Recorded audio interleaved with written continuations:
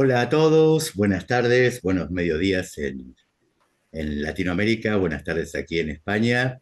Mi nombre es Marcelo Guío, ya lo saben, director editorial de Experimenta, y seguimos y continuamos con este ciclo de diálogos que realizamos entre la editorial y la revista Experimenta aquí en España y la Universidad de Palermo, la Facultad de Diseño y Comunicación de la Universidad de Palermo en Argentina.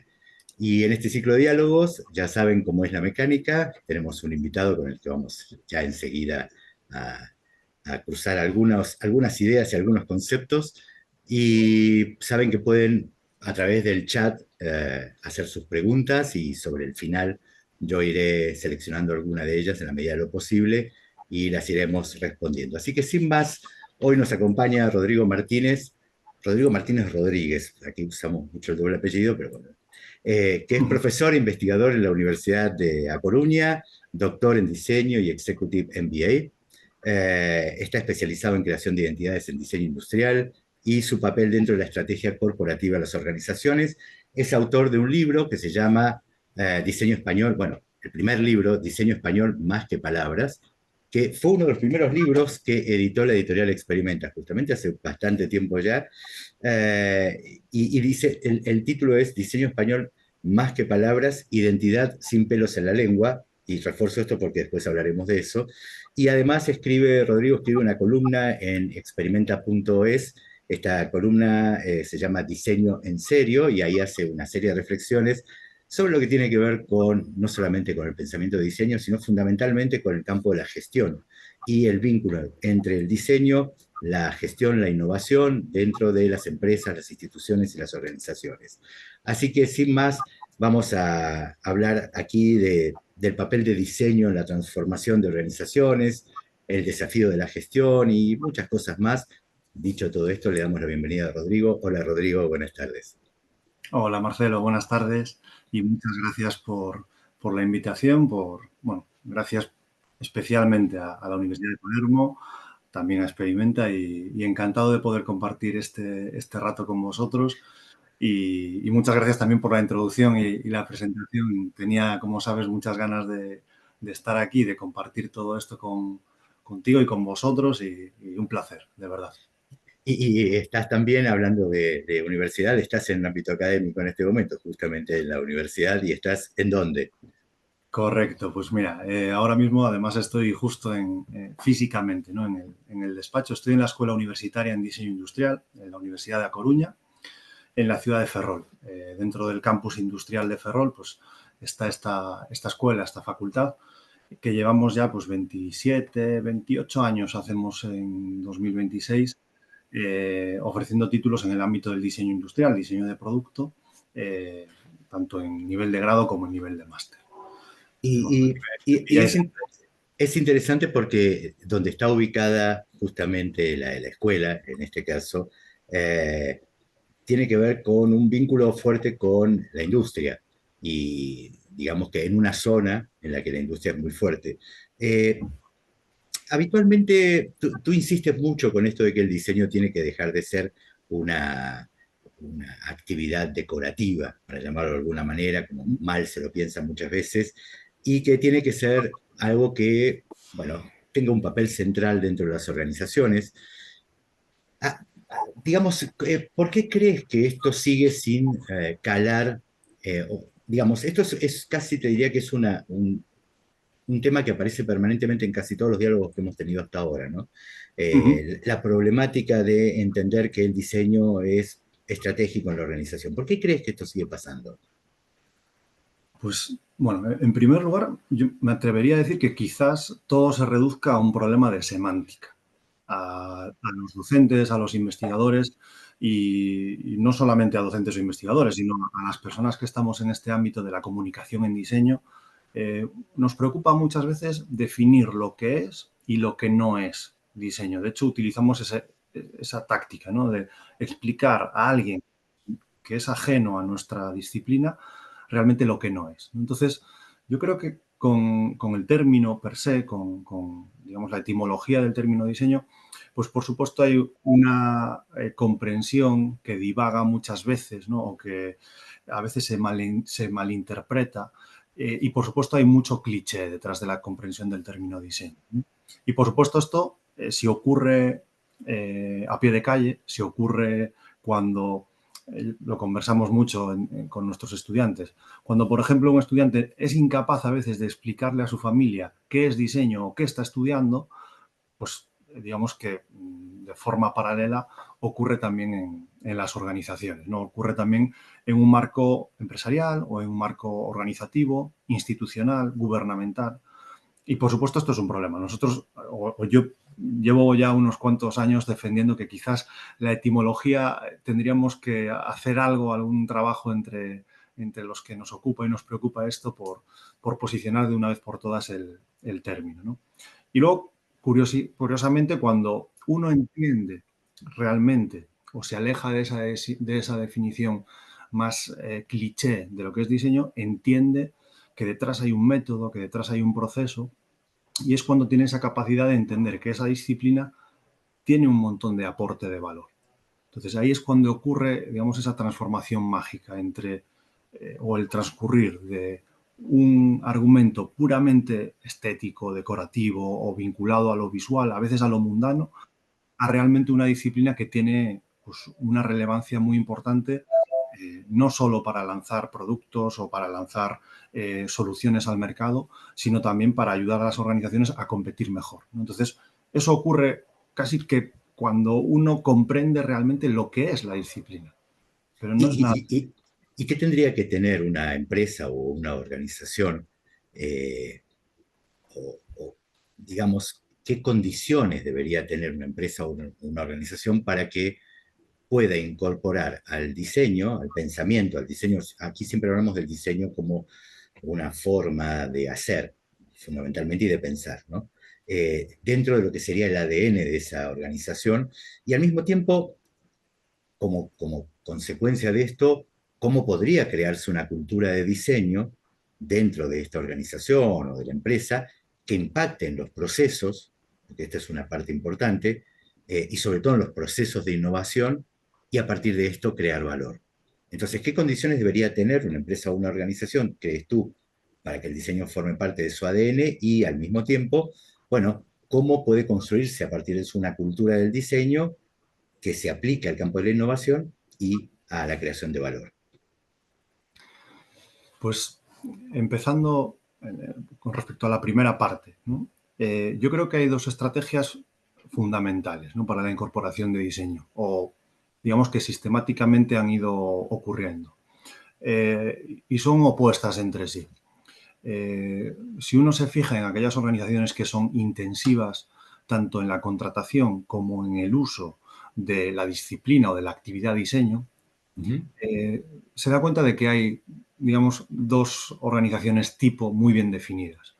Unas en las que esa visión de la relevancia del diseño aparece desde la propia concepción de la empresa, desde los órganos de gobierno o, digamos, la capacidad ya no solo de gestión, sino también de toma de decisiones, y por lo tanto son organizaciones que saben que a través del diseño van a competir mejor.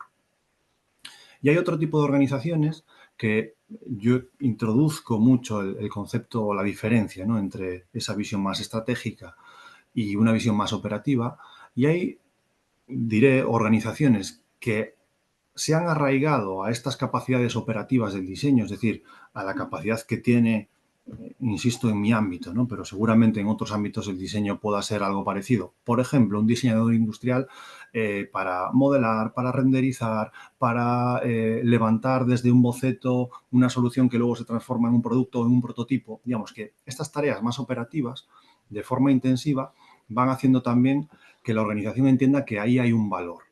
Hay un valor porque la tasa de éxito de mercado o de un producto pues es mayor cuando resulta que hemos llevado a cabo un proceso de diseño claramente trazable, cuando se han hecho prototipos y se han lanzado al mercado y se ha recogido la opinión de los usuarios y se ha vuelto a modificar ese prototipo para hacer esos pequeños ajustes. La empresa, es decir, el de arriba, ¿no?, el que toma las decisiones o el que gestiona, digamos, esa unidad operativa, dice, ostras, parece que esto funciona mejor. Entonces, en esta otra estrategia diríamos que esto es cuando ocurre de abajo arriba, ¿no? Es decir, o está muy claro que la organización ha comprendido en su concepción que a través del diseño se compite mejor, o al revés, ¿no? Cuando esto no está del todo claro, pero no por casualidad, sino porque el trabajo de los diseñadores hace o habla por sí solo muchas veces y hace que la empresa comprenda o la organización comprenda que se compite mejor a través del diseño. Entonces son dos estrategias opuestas. Con respecto al ADN, ¿no? Que me preguntaba si he entendido bien, pues, ¿qué tiene que darse en una organización para que el diseño pueda, de alguna forma, pues, Sí, sí, no, pasar a formar parte, digamos, de ese ADN, de esa cultura de empresa o de organización. por supuesto, no campar a sus anchas, pero sí efectivamente, pues, ser un elemento más, ¿no? Dentro de la cultura organizativa. Pues yo me atrevería a decir que esto radica en lo más esencial del método, que son organizaciones que entienden que digamos, en el extremo problema o entre el extremo problema y el extremo solución no puede ocurrir magia, sino que tiene que ocurrir un proceso correctamente estructurado y fundamentado, ¿no? Entonces, precisamente en esas organizaciones que se enfrentan a problemas y que entienden que a través del diseño hay una capacidad prospectiva, especulativa, hay cierta comodidad ante la incomodidad del problema, me explico. Ujú.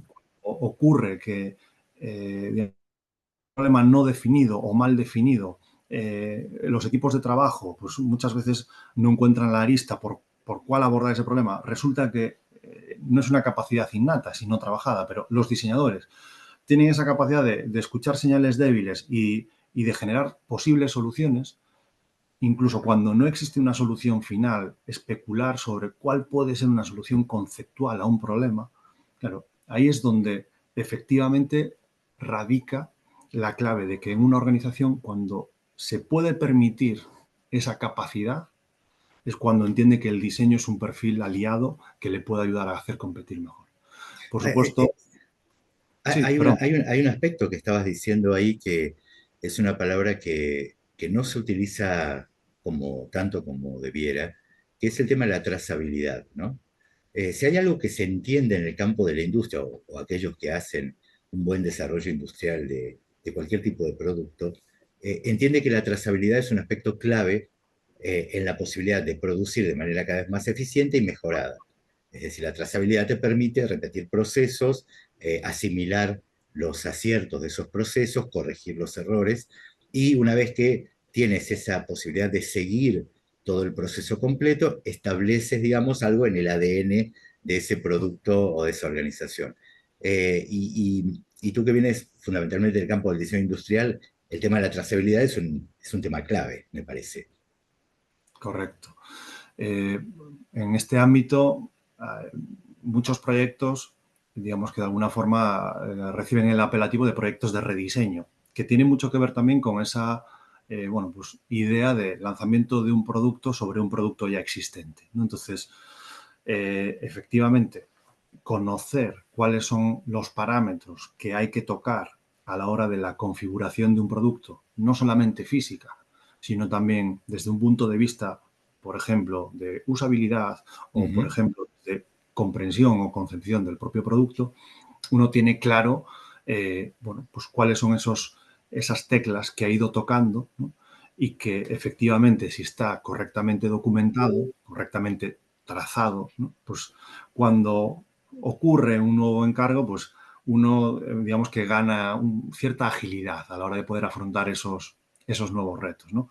Pero, por supuesto, digamos que el diseñador, yo creo que en todas las verticales del diseño, no solamente en el ámbito del diseño industrial, digamos que lo que va haciendo es recopilar en su mochila una serie de datos, información, conocimientos sobre un tema específico que hacen que cuando surge un nuevo encargo, digamos, hay un preset, ¿no? Digamos, una memoria, creo que es RAM, ¿no? Ahí rápida, Sí. que tiene la capacidad de alguna forma de conectar esos puntos, ¿no? Y nosotros lo compartimos mucho también con nuestros estudiantes, porque un diseñador industrial la capacidad de hacer productos tan diferentes como un producto del ámbito, no sé, diré del contract o del mobiliario, y también recibir un encargo en el ámbito del transporte o de la automoción, ¿no? Es decir, si son mundos muy diferentes entre sí. Por supuesto, hay especialidades y hay especialización, pero digamos que es precisamente esa capacidad de ir armando, ir de alguna forma argumentando toda una cartera de conocimientos en cada una de esas facetas del proyecto. Mira, hace un par de semanas hablamos con Antonio Lafuente sobre el Uh -huh. tema del prototipado llevado al campo social y un aspecto que él hacía mucho hincapié como una falencia que tiene el mundo del diseño, justamente es algo que tú citaste recién, que tenía que ver con la documentación, que es una actividad que documenta muy poco y consecuentemente, digamos, no deja registro. Muchas veces el diseño industrial te podría decir que es de los que más documentan, pero otros campos del diseño ya no, ya es mucho más difícil, y es mucho más difícil.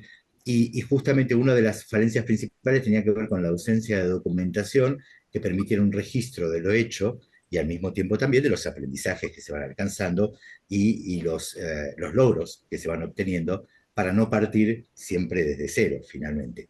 Pero bueno, esto era simplemente un comentario Uh -huh. porque me hizo Eso es. acordar justamente lo que estabas diciendo. En diseño español, más que palabras, afirmas también que el diseño es una forma de identidad cultural. Y esto es muy interesante porque, digamos que todos hemos sido formados de alguna manera en cualquiera de los campos del diseño a partir de ciertas escuelas que por lo general no nos han sido propias. Corresponden a, uno habla de la escuela suiza, o habla de la escuela alemana, o habla de la escuela italiana, pero sin embargo hacemos una defensa muy fuerte del diseño como una forma de identidad cultural.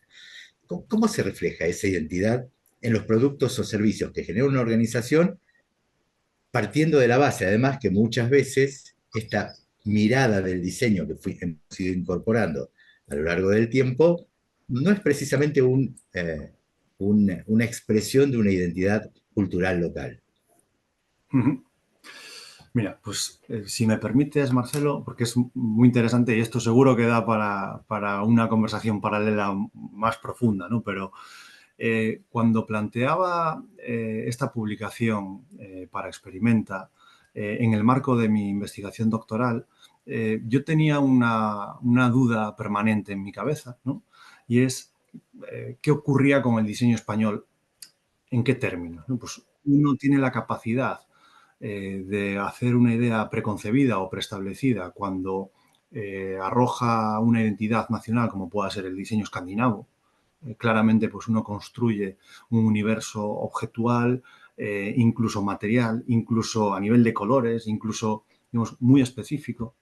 Puede ocurrir lo mismo cuando uno trata de definir cómo es el diseño, pues no sé, italiano, ¿no? Aunque curiosamente no nos asociamos o no se asocia con una serie de materiales, sino que es una idea más vinculada a la innovación, ¿no?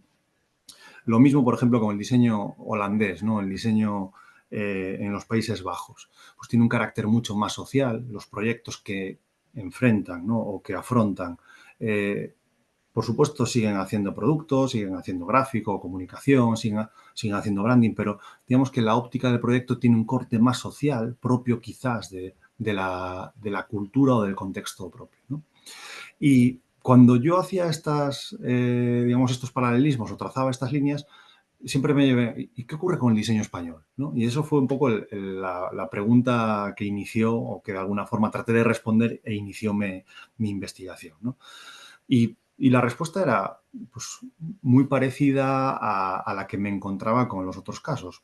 Claro, el diseño español pues, tiene un contexto tanto geográfico como sociopolítico, como económico, que hace que pues la disciplina diseño y otras disciplinas se desarrollen de una forma pues, muy, muy concreta, ¿no? Por ejemplo, en el ámbito industrial, pues el desarrollo o las industrias que han ido entendiendo de una forma más certera o más cercana el uso de la disciplina diseño, pues han sido pues, aquellas que se podían permitir a nivel de inversión o que, digamos, había un tejido ya pues, medianamente bien establecido.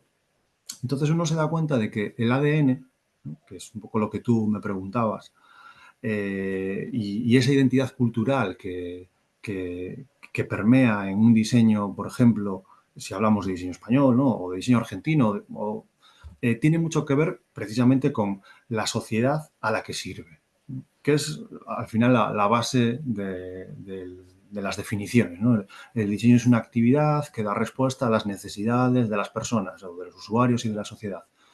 Claro, cuando uno comprende que una marca, una empresa, una organización, para competir mejor, tiene que plantearse, conocer muy bien el entorno en el que está ubicada, es de perogrullo, es obvio, es algo, pero no resulta tan sencillo, ¿no? A veces llegar a esa comprensión, sobre todo, y esto ya, digamos, por finalizar en este punto, ¿no? Sobre esa publicación y no extenderlo más a lo que queráis, bueno, pues en el diseño español ocurría, ¿no?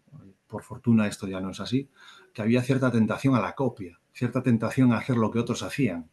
Entonces, digamos que se estaba postergando la creación de una identidad propia, cuando por supuesto tanto el flujo de materiales, los diseñadores referentes que han generado un universo material alrededor del ámbito del diseño, ya tenían, digamos, ya estaban construyendo esa identidad. Pero digamos que siempre había como esa, no mala influencia, pero sí esa perversión, ¿no? De tratar de mirar hacia otro lado en pos de seguir favoreciendo una identidad del diseño italiano, seguir favoreciendo la identidad del diseño escandinavo. Y bueno, una de las respuestas del libro más interesantes fue: ¿habrá identidad en el ámbito del diseño industrial o del diseño español en cuanto a las empresas y los diseñadores diseñen y hagan mucho? ¿No? Es decir, en cuanto tengamos un legado y un catálogo lo suficientemente amplio, pues será más fácil identificar qué es diseño español o qué es diseño francés o qué es diseño mexicano. Sí, es que probablemente la idea del diseño es una actividad, eh, digamos, transcultural. Responde a un fenómeno que tiene que ver con algo más transversal a eh, digamos, a distintos países, a distintas culturas, que tiene que ver con un fenómeno industrial, por ejemplo, ¿no? Y en todo caso, esos modelos hablan de un modelo de cierta eficiencia en el proceso y eficiencia también en lo que tiene que ver con el uso, con la forma que da respuesta a la gente. Y probablemente, y esta es para cerrar esta partecita del tema, probablemente sea que, bueno, el diseño español es aquel que está hecho por gente que vive en España, para gente que vive en España, y que responde a los cánones de su época en España, y que desde allí, bueno, será hacia el mundo. Y probablemente, como bien tú dices, recién cuando haya una masa crítica suficiente de diseñadores españoles generando diseño desde España y produciendo empresas de productos españoles de España hacia el mundo, seguramente ahí podremos ver en la perspectiva eh, que hay un diseño español. Correcto. Este, digamos, pero muchas veces entramos siempre en esta dinámica del debate, no si hay un diseño argentino, si hay un diseño español, un diseño italiano, etcétera. Probablemente haya momentos particulares de la historia que marcan hitos, escuelas o lo que fuere, pero finalmente tiene que ver con quién lo hace, para quién lo hace y dónde lo hace. De hecho, una de las lecciones aprendidas eh, principales de aquella investigación fue entender que el ADN, ¿no? El comprender que el diseño en un ámbito geográfico específico no tenía que ver con una concepción material o una concepción desde un punto de vista visual o estético, sino que iba mucho más allá. Iba desde esa comprensión de cómo el diseño tiene un aporte concreto y claro y conciso en la sociedad en la que se enmarca. Volviendo al caso del diseño italiano, pues obviamente el diseño a las empresas italianas de muchos sectores las ha situado como una de las empresas o como empresas muy innovadoras. Esa capacidad de, voy a decir, hacer probaturas que parecían imposibles en muchos sectores y que en muchos de ellos terminaron funcionando, pues digamos que le dio esa capacidad de comprensión del diseño en el ámbito italiano de ser una disciplina que nos ayuda a innovar. Claro, qué bonito sería que eso ocurra con independencia de que tengamos un código cromático o material, ¿no? Claro. Bueno, justamente fuiste a la palabra innovar y es interesante porque tú planteas muchas veces que al diseño como un sistema de pensamiento capaz de generar innovación sostenible, ¿no? ¿Podrías ampliar un poco más esta idea de a qué te refieres cuando hablas de esta innovación sostenible a partir del diseño? Sí. Eh, Diría de entrada que quizás la sociedad estamos preconfigurados o preprogramados para entender que la innovación pende en gran medida de los grandes avances o de los pequeños y medianos avances tecnológicos. Entonces, hay cierta, digamos, predisposición a entender que la innovación tiene que ver, no diré en exclusiva, pero sí en gran parte con esos avances tecnológicos, ¿no? Y lo vemos hoy en día, pues, no sé, si uno analiza las dos, tres últimas grandes explosiones en el desarrollo de tecnologías, por supuesto la inteligencia artificial, ¿no?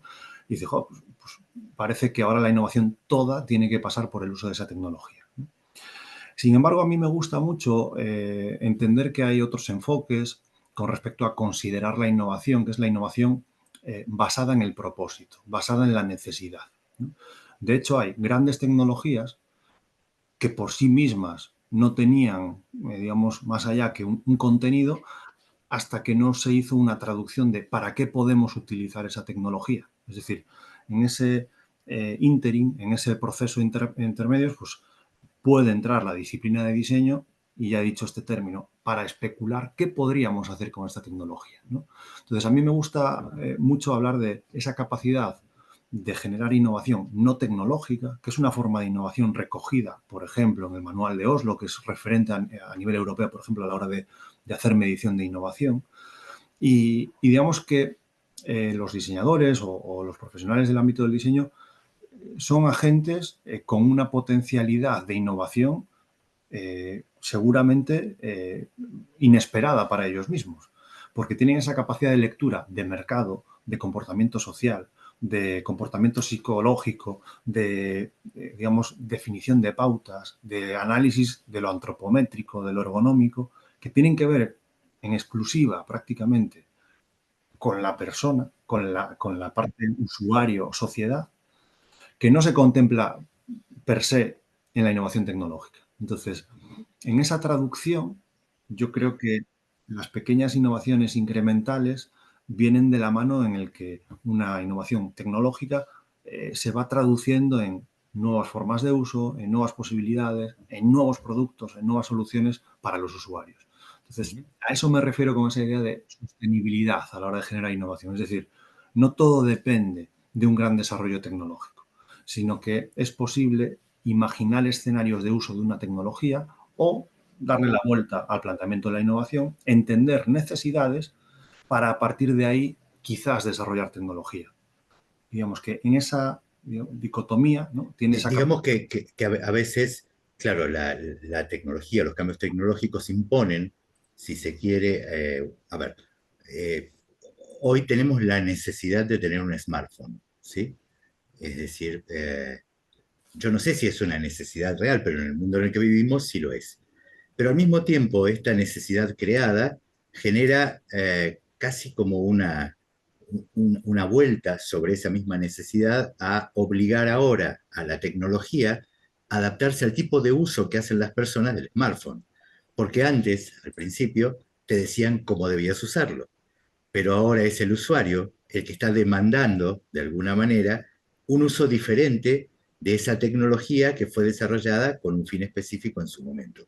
Entonces creo que también se produce este diálogo, ¿no? Entre, hay una innovación permanente que está dada por la propuesta de diseño de una empresa o de una marca o lo que fuere, o una investigación en particular, y al mismo tiempo también como el usuario, en su práctica sobre ese objeto tecnológico, bueno, finalmente vuelve a imponer condiciones para que ese desarrollo tome otra dirección. Dicho de otra forma, ahora que ya tengo esta tecnología, puedo plantear un nuevo escenario de uso. Entonces, digamos que la tecnología es simplemente un habilitante, ¿no? Es la Ex. excusa para responder mejor a esa necesidad o a esa nueva necesidad que emerge en el usuario, ¿no? Con respecto a esto que mencionas, esto es una nimiedad, ¿no? Pero los móviles al ir creciendo, pues uno ve como las pestañas de navegación han dejado de estar arriba y han empezado a estar abajo. Y yo siempre explico, hombre, o nos crece el dedo o para poder hacer ese gesto, ¿no? Y acceder a la parte superior de la pestaña, o utilizamos dos manos, que es lo que la gente evita muchas veces hacer, o es tan sencillo como reprogramar cómo es esa interfaz, ¿no? Pero esto nos lo ha dicho la experiencia de usuario. Por supuesto, es una tecnología más que amortizada, no es Sí, ningún... sí, eso está claro, pero en todo caso sí, la experiencia de usuario, la verdadera experiencia de usuario, digamos, aquella que mide realmente el journey del usuario, ¿no? El viaje que hace el usuario sobre un determinado producto o un servicio, finalmente es la que te empieza a poner las pautas de hacia dónde debería ir ese desarrollo o esa innovación eh, tecnológica que vaya surgiendo. Y justamente estamos en la era de, digamos, la automatización, este, en la era de la inteligencia artificial, como citabas antes, ¿no? Y dentro de eso, ¿cuál es el rol que crees que seguirá teniendo el diseñador humano en su verdadera dimensión? Y dónde estaría el verdadero valor diferencial? Obviamente, es una pregunta casi obvia, ¿no? Pero se habla tanto de esto de bueno, volvamos a lo humano, digamos lo humano, y yo siempre mi respuesta sobre eso, y por eso te hago la pregunta a ti, mi respuesta sobre eso es, en principio seguimos siendo humanos, por lo menos por el momento creo que seguimos siendo humanos. Así que ya, digamos que en la pregunta estaría la respuesta, ¿no? Pero frente a esto, ¿cuál crees que será el rol dentro de este escenario? Mira, no es ventajista, estoy, como has comentado en la introducción, preparando una entrada para el blog, para Diseño en Serio en Experimenta. Y bueno, pues una de las cosas que suelo hacer es plantear los grandes temas que me gustaría abordar, empezar a pensar en posibles títulos. A veces escribo y luego, digamos que defino el título, pero digamos que tengo sobre la mesa algún planteamiento sobre precisamente esto, ¿no? La relevancia de la IA en el proceso de diseño y qué va a ser de los diseñadores con la IA. Y bueno, y una de las conclusiones a las que llego es a una, digamos, a una terminología latina que es en ausencia, ¿no? IA in absentia. Y básicamente yo llego a la reflexión o llego a la conclusión de que la inteligencia artificial, por supuesto, sin una comprensión o una traducción de ese resultado al proyecto, me refiero al proceso de diseño, pues tiene un valor relativo. Hace unos pocos meses hemos hecho un planteamiento de un trabajo de investigación tratando de, voy a decir medir, pero de una forma muy subjetiva. No es un gran, digamos, trabajo científico ni con grandes números detrás, pero sí medir cómo la inteligencia artificial en sus diferentes ramificaciones ayuda en el proceso de diseño. Hemos identificado diferentes etapas y hemos visto pues, cómo, por ejemplo, la inteligencia artificial basada en el lenguaje puede ayudar a la generación de información cuando un diseñador está buscando información, está investigando. Es evidente, ¿no? Pues lo mismo que Internet o herramientas como los buscadores han podido ofrecer. ¿Cómo ayuda, por ejemplo, en el proceso de conceptualización? ¿No? Es decir, desde un sketch, un boceto, a la visualización, digamos, casi cuasi definitiva de ese boceto, ¿no? Pues, por supuesto, agiliza mucho el proceso, pero lo curioso, lo que hemos llegado, bueno, hemos hecho este análisis también, cómo ayuda en la fase de desarrollo, hemos llegado a nuestras conclusiones, pero hay una conclusión que es transversal, y es que si la persona que está ejecutando esas instrucciones a esa inteligencia no tiene el conocimiento, hay un altísimo riesgo de que esa información no sea válida. Haciendo un pequeño ejercicio del diseño de luminarias, lámparas de pie, lámparas de sobremesa, a través de pequeños bocetos, la IA nos devolvía modelos bastante avanzados, visualmente muy interesantes. Podíamos incluso llegar a generar una línea de estilo, ¿no? Pero nos devolvía cosas que si no tienes mirada del diseñador formado, son totalmente, bueno, no industrializables o irrealizables. Por ejemplo, ¿no? Cables que salían de secciones que apenas tenían el ancho de ese diámetro de cable, o sea, cosas totalmente inconexas. Entonces, visualmente está bien, pero uno tiene que saber que en esa industria o en ese ámbito hay una serie de condicionantes, hay una serie de parámetros que hay que respetar. Entonces, creemos que es un aporte esencial. Una de las conclusiones que llegábamos al trabajo es que es un aporte esencial, que va a agilizar muchas partes del proceso de diseño, pero hay un riesgo que es que si no hay un humano detrás, el resultado, no voy a decir que no sea válido, pero seguramente no lo sea. En muchos casos Sí, no lo sí. es. Mira que es interesante porque yo siempre cuento esta anécdota. Hace muchos años, en la década de los 1980, yo estudiaba ingeniería electrónica y un profesor de una asignatura vinculada con el tema de ordenadores y de computación siempre tenía una frase que era que un ordenador o una computadora era tan tonta como el tipo que la maneja. Y lo que él decía con esto era que la tecnología era lógicamente un puente fundamental para procesos, para mejorar, facilitarnos el trabajo, pero que si el que lo maneja no sabe, no es más que un cacharro, ¿no? Me hace acordar a esto que estabas diciendo. Y es una discusión que muchas veces tenemos, casi filosófica en muchos casos, que tiene que ver con, bueno, el uso o no uso de la IA, ¿no? Y esto es casi, mira, es como decirle a un diseñador gráfico que no puede usar el Illustrator, el Photoshop o el InDesign. Y, Mismo. y entonces tú dices, no, pero es imposible. Bueno, pero esto es lo mismo. El problema es cómo se usa y además qué capacidades tienes tú para poder entender el uso que le estás dando y a partir de eso generar una propuesta que sea tuya, valiosa, etcétera, ¿no? Todavía estamos en este terreno de esta Sí, discusión, si se quiere, cuasi filosófica, que yo creo que nos va a sí, llevar, no, nos va a ganar por cansancio y terminaremos haciendo lo mismo que hemos hecho siempre, ¿no? Que es tomarlo, entenderlo, desarmarlo y aprovecharlo, ¿no? Y finalmente el rol humano va a estar en esta capacidad de hacer las cosas bien y diferenciarte. un amigo me compartía bueno, un meme, un chiste sobre el tema, ¿no? Un colega diseñador, y recuerdo que decía algo así como, bueno, dicen que la IA, digamos que no tiene una capacidad de comprensión del cliente muy, muy importante, ¿no? Bueno, pues decía algo así como, bueno, pues estamos a salvo, ¿no? Es decir, no te devuelve lo que el cliente realmente quiere, pues seguimos estando a Exacto, salvo, ¿no? Es decir, no pasa nada. no pasa nada. Eh, ¿Qué modelos de gestión de diseño te parecen más pertinentes para el futuro inmediato? Es decir, hay estructuras flexibles, laboratorios de innovación, equipos híbridos, hay como muchos, digamos, muchas formas hoy por hoy, y cada vez hay más, te diría, de modelos de gestión de diseño. Eh, ¿Tú crees que hay algún modelo de diseño que sea realmente pertinente para usar hoy para una empresa, una organización? ¿Cuál crees que son los más eficientes? Vale. Tiene enjundia la pregunta y seguramente esto varíe mucho en función de cada sector y dentro de cada sector pues, la tipología de empresa, tanto por tamaño como por volumen o capacidades, ¿no?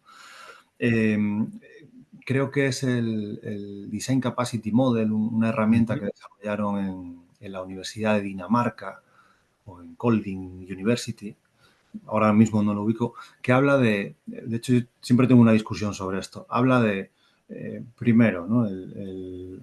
Establece niveles de incorporación de diseño, como la escalera clásica de diseño, y habla que es mejor tener, en este orden, ¿no? No tener diseñadores, ese sería el peor escenario, luego diseñadores externos, luego diseñadores externos y internos, y luego diseñadores internos, ¿no? Y yo siempre critico esto porque a mí la fórmula más acertada, y ahora me explicaré, me parece esos modelos de gestión que tienen la capacidad de intercalar capacidades internas de diseño con capacidades externas. Y lo explicaré con un ejemplo muy, muy preciso, ¿no? Cuando el encargo de diseño es un encargo, digamos, lógico o básico del día a día, seguramente el equipo interno de trabajo tenga todo el know-how y el conocimiento como para desarrollar con total garantías ese proyecto, ¿no? Sin embargo, cuando una organización quiere alejarse de su día a día, lo que en innovación se llama esa idea de romper con las barreras de la innovación abierta, yo considero que muchas veces esas visiones externas son mucho más enriquecedoras, ¿no? Entonces, para mí esos modelos híbridos tienen sentido en tanto puedo trabajar en dos velocidades como organización. En mi día a día, en mi catálogo de producto, dando respuesta a mis necesidades, ¿no? Más, bueno, eh, más conocidas o más habituales, y por otro lado, en esos proyectos más exploratorios, tener una visión externa, ¿no? Digamos que esto como término general. Por supuesto, como decía al principio de mi respuesta, pues varía mucho en función de cada sector. Sí, de cada sector y también de la escala y posibilidades, como decías también, Correcto. que tiene cada empresa o cada institución o cada organización. Pero yo creo también, igual que tú, que, que lo mejor siempre es un modelo mixto, en el cual es un híbrido, digamos, entre una gestión interna vinculada al campo del diseño y una externa. ¿Por qué? Uh -huh. Porque aquellos que están en el día a día tienen la gran ventaja de entender en profundidad la problemática a la que se enfrentan, pero al mismo tiempo también entran en el vicio de la constante del día a día, mientras que una mirada externa, que a veces puede ser absolutamente o carecer de conocimiento sobre lo que está pasando en el día a día, puede aportar una mirada fresca y en el mix híbrido entre estos equipos internos y externos creo que se produce la Uh mejor -huh. respuesta o las mejores soluciones.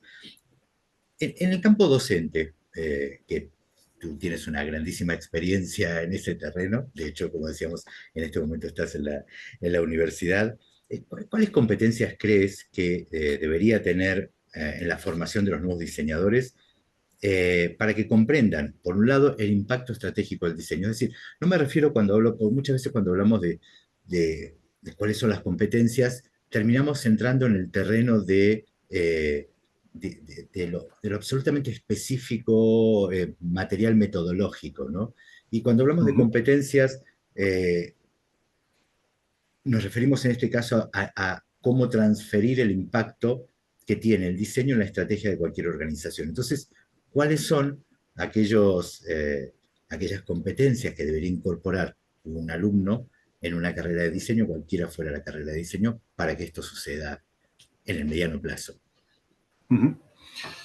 Bueno, pues yo me atrevería a decir que no ha cambiado mucho, voy a decir en las últimas décadas, ¿no? Quizás antes ha salido en la conversación esa capacidad de moverse de forma ágil entre el problema y la solución es la que hace al diseñador un recurso valioso. Entonces, formarse en esas etapas, pues, desde la definición de problemas o la identificación de soluciones, pasando por herramientas propias para la conceptualización, el filtrado de ideas, por supuesto, la validación de esas ideas a través del prototipado, la mejora continua, digamos que siguen siendo, digamos, como capacidades nucleares que tenemos que seguir fomentando, ¿no? Pero en el momento en el que hablamos ya de ese salto estratégico, ¿no? Es decir, que pasamos de ese punto o de ese plano más operativo, más del día a día, eh, en mi experiencia bueno, cuando me ha tocado plantear algún programa formativo en ámbito de máster o pequeñas colaboraciones in company, eh, siempre hemos intentado, ¿no? Ver de qué forma esa capacidad de resolver problemas, ese proceso es extrapolable a otras facetas o a otros problemas de la organización que no tienen tanto que ver como el lanzamiento, por ejemplo, de un producto, ¿no? Y ahí hemos llegado a la conclusión de que el conocimiento de un lenguaje compartido es esencial. Eh, yo defiendo o soy un gran defensor de las formaciones en diseño en las que hay un conocimiento de cómo se estructura una organización, cómo funciona, cómo compite, qué lenguaje se utiliza, por supuesto, desde el punto de vista de la gestión de proyectos, que tengan herramientas ya no válidas, sino que están de alguna forma consolidadas y que les va a hacer no solamente ser buenos diseñadores, sino tener una capacidad de impacto o de influencia mayor en esa organización. Y De hecho, tú tienes mucho que ver y tuviste mucho que ver en la creación de un máster vinculado justamente al campo de la gestión. Eso es. El máster era un máster universitario en diseño estratégico. Ujú. Teníamos tres verticales muy claras que queríamos tocar. Una era pues, cómo precisamente se comprende el diseño en la organización y cómo a partir de esos distintos contextos de comprensión se puede generar una cultura sobre el diseño compartida. Luego teníamos una vertical muy clara que tenía que ver con toda la parte de proceso de conocimiento de usuario e investigación de mercado, es decir, herramientas que te permiten acercarte mucho más al origen de la identificación de una necesidad. Y teníamos una vertical, en colaboración además con la unidad de negocio en la propia universidad, que hablaba pura y casi específicamente de negocio. Es decir, digamos que de repente teníamos a diseñadores trabajando con el Business Model Canvas y planteando una estrategia corporativa pese a ser diseñadores, ¿no? O al menos teniendo la capacidad de influenciar en la propuesta de valor de una organización o en cómo va a ser su captación de clientes o cómo van a hacer que el flujo entre lo que es la captación de clientes y la obtención de beneficios tenga sentido a través del diseño. Entonces, yo soy un firme defensor sobre este enfoque y creo que el resumen, digamos, más fácil o más entendible que podemos hacer es acercar los lenguajes de diseño y negocio. Creo que es la capacidad que tendríamos que, de alguna forma, fomentar los que estamos en el ámbito académico, ¿no? Pues probablemente ese sea el gran desafío siempre cuando decimos, bueno, ¿por qué no las empresas, las instituciones, las organizaciones no entienden el verdadero valor de diseño? Probablemente porque tengamos un problema de comunicación, pero no solo en lo que tú citabas, ¿no? Aquello de cómo describo cuál es mi actividad o cuál es mi aporte a través de mi actividad específica, sino también un problema de comunicación porque muchas veces no manejamos el mismo código en términos de los códigos que maneja o que se maneja, el lenguaje que se maneja dentro de una organización. Que, y en esto que tú citabas, con el tema del máster justamente, que tiene una de esas verticales que está muy vinculada a eso, es entender, siempre me planteo lo mismo, ¿no? La esencia del diseño está en la comprensión del problema, ¿no? Munari decía, dentro del problema está la solución, ¿no? Está Correcto. el viejo libro de Munari. Y de alguna manera todos los diseñadores tenemos esto incorporado, ¿no? Dentro del problema está la solución. Si el problema es que falta, no hay una comprensión adecuada de cuál es nuestro rol dentro de una organización y por qué es estratégico el diseño dentro de una organización, probablemente esté en la raíz del problema, que es Correcto. analizar por qué no nos están entendiendo. Y probablemente sea mucho más sencilla la respuesta, que es la que tú estabas dando, que tiene que ver con, bueno, ¿qué tal si nos acercamos a entender la esencia del problema, ¿no? Finalmente tiene que ver con eso. Vuelvo a diseño español más que a palabras, ¿no? Bueno, en el prólogo de Santiago Miranda y en la introducción que simulábamos una conversación entre diseñadores, ¿no? Que era el diseñador flagelándose de no nos comprenden, la gente no nos hace caso, y lo reducíamos a, bueno, es que a lo mejor no estás hablando el mismo lenguaje, a lo mejor es simplemente una cuestión de eh, emisor, receptor, código y mensaje, ¿no? Simplemente, a lo mejor, si no te entienden, la culpa no es del otro a veces puede ser nuestra, ¿no? Sí, Entonces, sí, yo suelo, hace muchos años repito siempre lo mismo, somos comunicadores con problemas de comunicación y esto es una paradoja bastante complicada. Antes de terminar y leer un par de comentarios y preguntas que tenemos aquí, lo primero es dos cosas muy puntuales. Desde tu perspectiva, ¿qué es lo que hace que un diseño hoy sea realmente innovador? Esto es lo primero. Y lo siguiente es, si tuvieras que dejarle a los jóvenes diseñadores, digamos, que comiencen a pensar en el diseño no solo como en un oficio, sino como un marco de pensamiento y transformación, ¿qué les dirías, no? Es decir, bueno, miren, no es solo el oficio, es esto también, ¿no? dos preguntas difíciles para Tienes, terminar. tienes 2 minutos, así que... Sí, venga, voy muy rápido. Sobre la primera y realmente comprender, ¿no? que hace que algo sea un buen diseño. Yo quizás me quedaría con la capacidad que todavía tenemos o tienen, o el colectivo de diseño tiene, de reinventar el arquetipo, ¿no? Es decir, cuando un diseño es comprensible, responde a lo que los usuarios tenían en la cabeza, es, digamos, un código conocido a pesar de la tecnología, a pesar de los avances de los materiales, a pesar de las nuevas necesidades que puedan emerger. Creo que, como decía también en el decálogo Dieter Rams, ¿no? Es cuando el diseño pasa desapercibido, cuando es menos diseño casi, ¿no?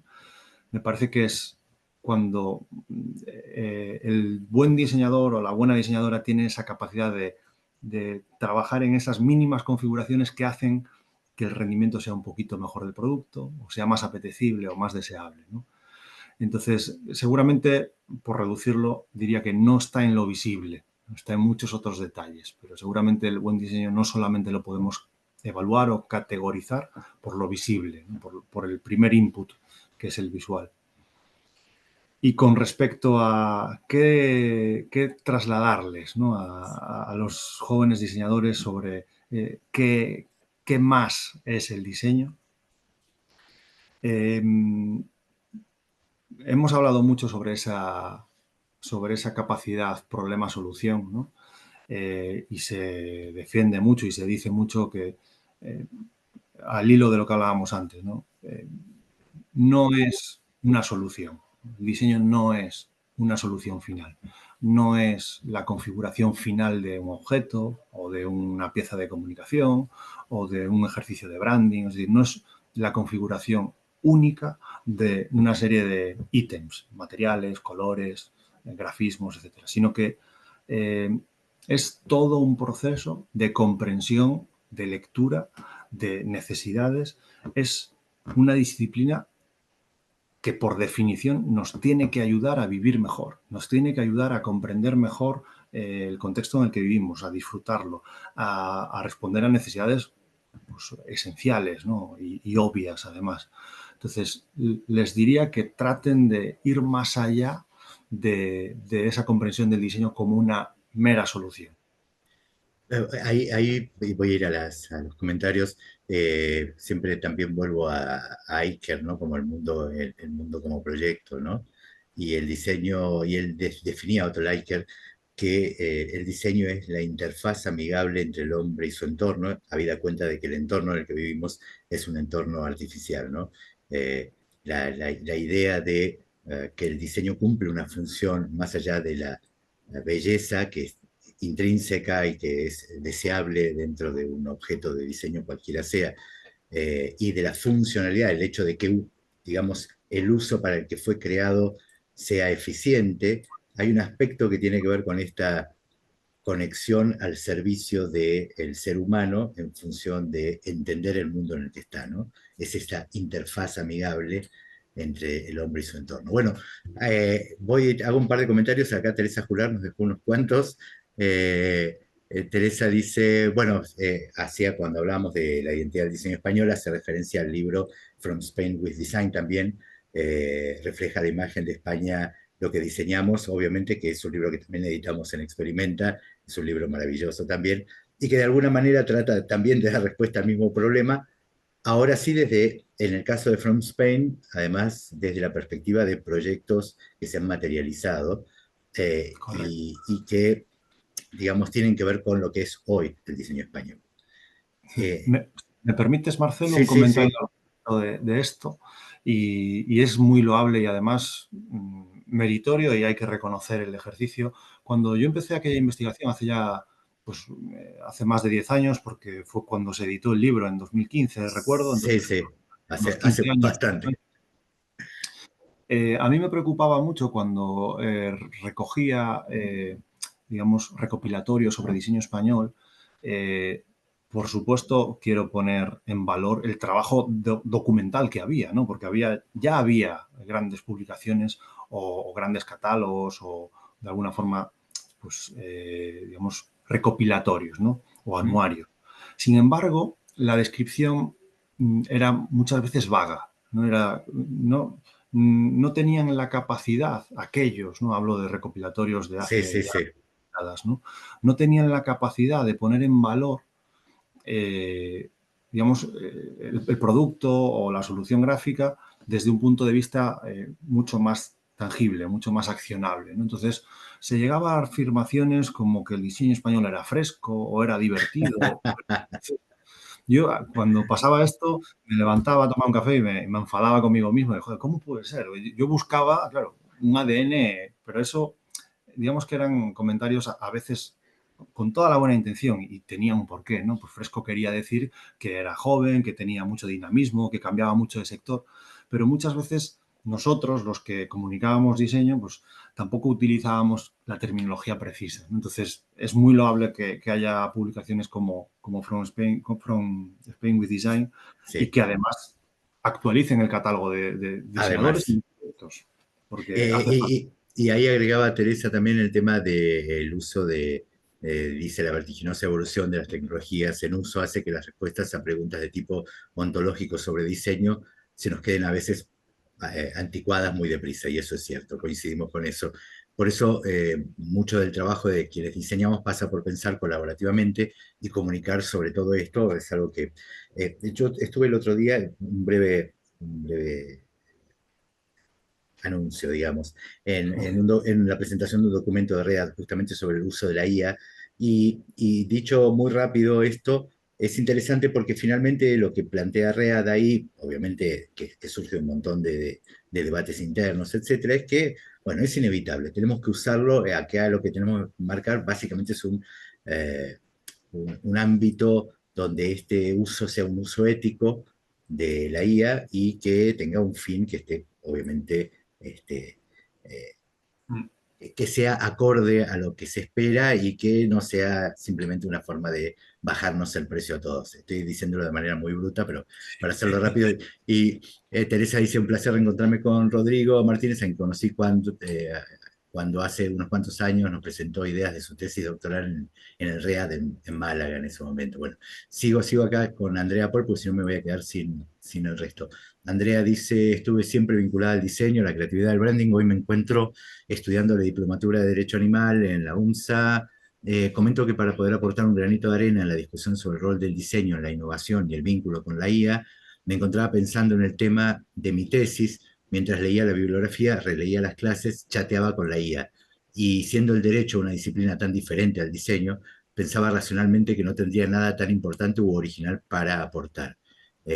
Cuando daba clases de creatividad, técnicamente tratábamos el sueño lúcido, el sueño donde se encuentran las respuestas que en la vigilia a veces no aparecen tan claras. Bueno, lo impensado sucedió, el tema me llegó así, durmiendo, y eso nos diferencia tanto de las respuestas que linealmente se originan a través de la IA. Por ejemplo, la innovación y la creatividad de un sujeto acostumbrado a la lógica del diseño siempre va a estar un paso más allá, ¿no?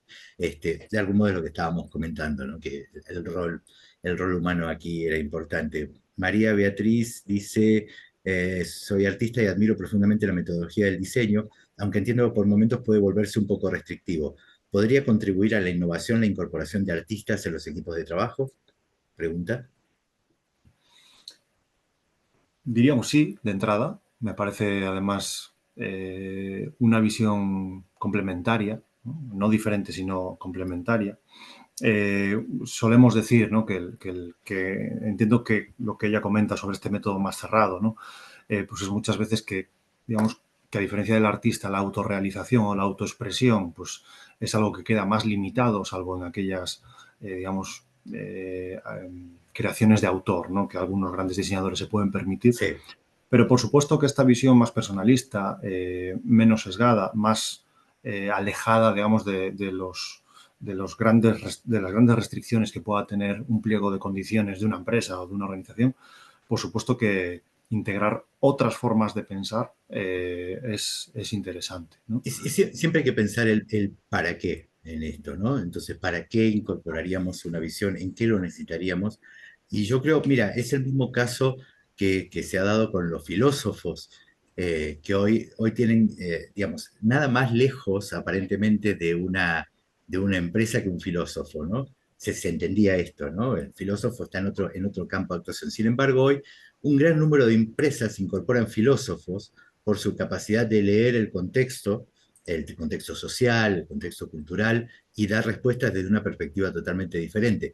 Digo, algo que era absolutamente impensable hace 30, 40 años, hoy empieza a ser como más habitual en una Ujú. empresa la incorporación de un filósofo en campos distintos, ¿no? Eh, Si uno analiza, digamos, antaño, ¿no? Hablo ya de los grandes asesores de las coronas y demás, solía ser gente formada en el ámbito, digamos, de las humanidades, ¿no? Y eso ha ido desapareciendo. Claro, exacto. tenía un apoyo y una lógica, una comprensión de la problemática y del contexto social y de la comprensión de sus pares, ¿no? De los conciudadanos, que los hacía figuras muy relevantes, ¿no? Muy interesantes. Claro que sí. Mara dice, entendiendo la relación con el contexto, cómo lees la reedición de modelos de otras épocas, tanto en electrodomésticos como en otras industrias, y pregunta, siguiendo con la idea de algunos autores, que los diseñadores del nuevo sociológico luego tienen las ciencias sociales en la enseñanza del diseño en su corpus disciplinario. Bueno, eso tiene que ver con la parte de formación, que lo hablamos Ujú. antes. Sí, hay una parte que tiene que ver con lo humanístico, que es justamente lo que acabas de decir.